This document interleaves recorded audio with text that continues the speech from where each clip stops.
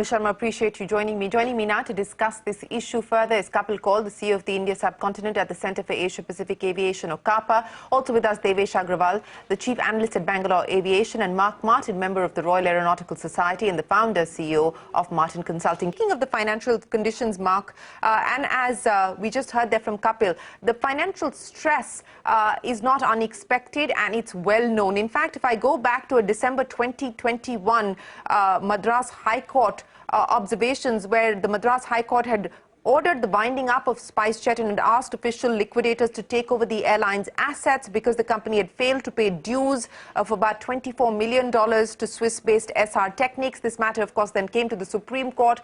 It was addressed in the Supreme Court and a settlement arrived at. So, Mark, the financial distress, well known.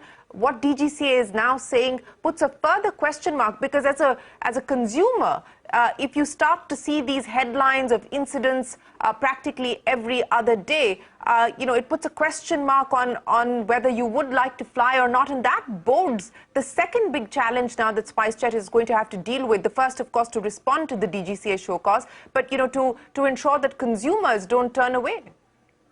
Thanks for having me, Shereen.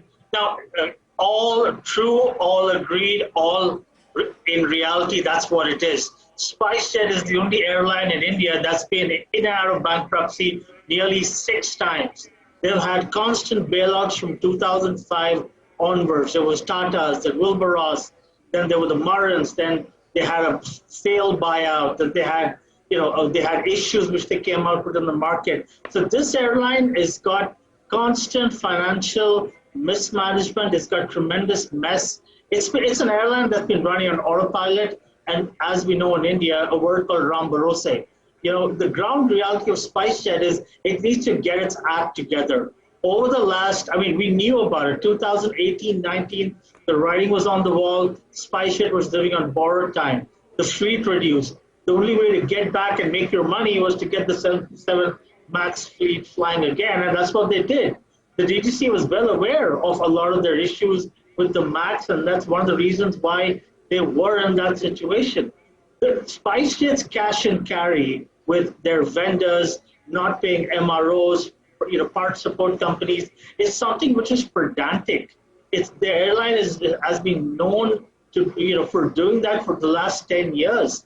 But now what's happened, and now reality is as it is. If you don't fix your aircraft, it's going to cost you a lot of money when you got to eventually sort the problems out. And that's where they are today. SpiceJet has painted themselves into a corner.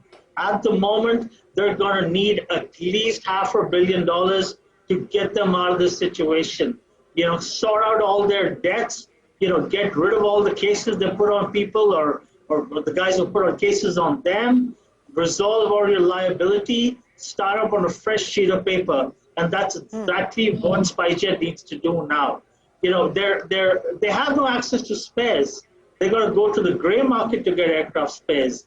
Their salaries are still on reduction. Pilots still have issues. Engineers have issues. Aircraft are flying on MEL. Parts have been swapped from one aircraft to the other to ensure they're airworthy. It's ridiculous. This was never the SpiceJet that I was when I used to work in SpiceJet in 2009 after I left KPMG. So right now, this is a dead end. They've hit a wall.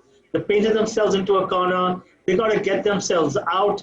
And you know what? There's nobody going to be stepping up to rescuing them. They need to get out of this themselves. And now the clock is ticking. They've got 3 weeks. They've got 3 weeks to raise capital. They've got 3 weeks to present sureties and reliability and steps and show the DGCA, prove it to the DGCA, and more importantly, prove it to the Indian traveler. They need to win back the Indian traveler now and assure the traveler that SpiceJet is a safe airline.